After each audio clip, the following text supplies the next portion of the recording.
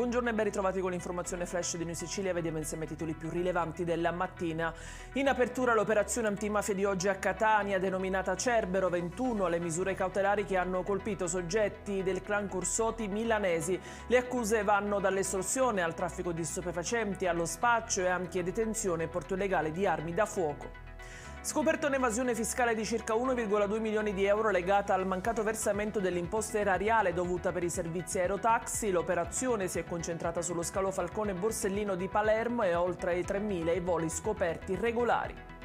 Drammatico incidente stradale nella notte in via Cicala a Messina. A perdere la vita è stato Gabriele Cavò, 17 anni, rimasto coinvolto in un violento scontro tra il suo scooter e una Smart a bordo della quale viaggiava una giovane coppia. Il ragazzo è deceduto durante il trasferimento in ospedale.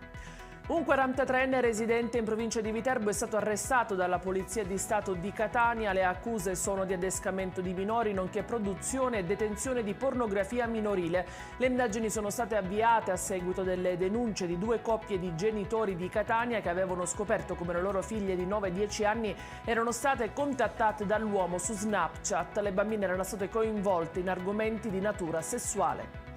Il professor Enrico Foti, ordinario di idraulica presso il Dipartimento di Ingegneria Civile e Architettura, che ha diretto dal 2014 al 2022, è stato eletto nuovo rettore dell'Università di Catania per il periodo 2025-2031. La sua elezione è avvenuta al termine del secondo turno di votazione di ieri, durante il quale ha ottenuto complessivamente 876 preferenze. Ed è tutto per questa edizione. Io vi ricordo come sempre che dettagli su queste notizie e molte altre li trovate sul nostro sito e sui nostri canali social. Grazie per averci seguito e a più tardi.